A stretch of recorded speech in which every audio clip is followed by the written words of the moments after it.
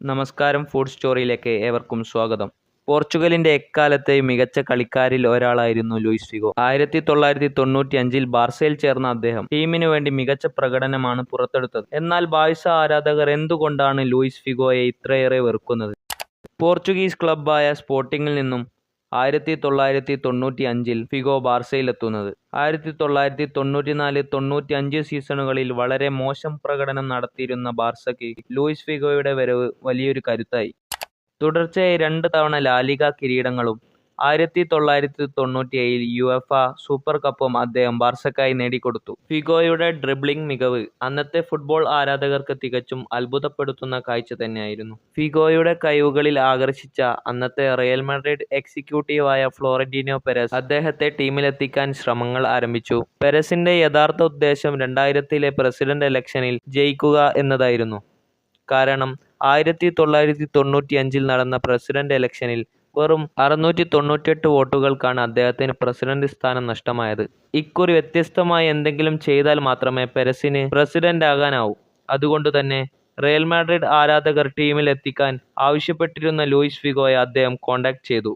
എന്നാൽ ഫിഗോയ്ക്ക് ബാർസ വിടണം എന്നൊരു ഉദ്ദേശവും ഉണ്ടായിരുന്നില്ല. മറിച്ച് ബാർസയിൽ നിന്നുള്ള സാലറി വർദ്ധിപ്പിക്കാൻ വേണ്ടി മാത്രം എന്ന ലക്ഷ്യത്തോടെ പെരസ് നൽകിയ ഓഫർ അദ്ദേഹം സ്വീകരിച്ചു. എന്നാൽ ഈ ഒരു ഓഫർ സ്വീകരിച്ചത് ഫിഗോയ്ക്ക് സത്യത്തിൽ ഒരു തിരിച്ചടിയായി. പ്രീ കോൺട്രാക്റ്റിൽ ഒരു ക്ലോസ് ഉണ്ടായിരുന്നു.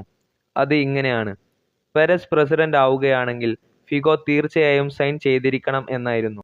ഒടുവിൽ പെരസ് ഇലക്ഷനിൽ വിജയിച്ചു. ബാർസ വിടാൻ ആഗ്രഹമില്ലാത്ത ഫിഗോയ്ക്ക് ബാർസ വിടേണ്ടി വന്നു. 2000-ൽ 60 മില്യൺ എന്ന റെക്കോർഡ് തുകയ്ക്കാണ് ഫിഗോ റയലിലേക്ക് ചേക്കേറിയത്. ആ ട്രാൻസ്ഫർ ബാഴ്സ ആരാധകരുടെ മനസ്സിൽ വലിയൊരു മുറിവാണുണ്ടാക്കിയത്. ആരാധകരുടെ കണ്ണിൽ ഫിഗോ ഒറ്റ നിമിഷം കൊണ്ട് വഞ്ചകനായി.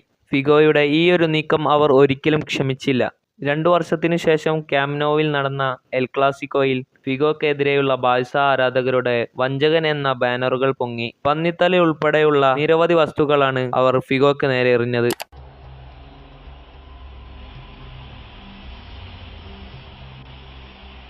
8 metros. Figo no llegó a lanzarlo. Estuvo durante 15 minutos. Los jugadores se marcharon al vestuario. കളിക്കളത്തിലെ ബാഴ്സയുടെ പ്രധാന എതിരാളികളായ റയലിൽ ചേർന്നത് ആരാധകർക്ക് പൊറുക്കാനാവാത്ത സംഭവമായിരുന്നു. എന്നാൽ റിയൽ മാഡ്രിഡിൽ ഫിഗോയുടെ ഫോമിന് ഒരു കുറവും ഉണ്ടായിരുന്നില്ല. 2 ലാലിഗ കിരീടങ്ങളും 1 ചാമ്പ്യൻസ് ലീഗ് കിരീടവും 1 യുവേഫ സൂപ്പർ കപ്പും 2 സ്പാനിഷ് സൂപ്പർ കപ്പും 1 ഇന്റർ കോണ്ടിനെന്റൽ കപ്പും അദ്ദേഹം റയലിനായി നേടിക്കൊടുത്തു. വീഡിയോ ഇഷ്ടമായി ലൈക്ക് ചെയ്യുക. നിങ്ങളുടെ അഭിപ്രായങ്ങൾ കമന്റ് ബോക്സിൽ അറിയിക്കുക.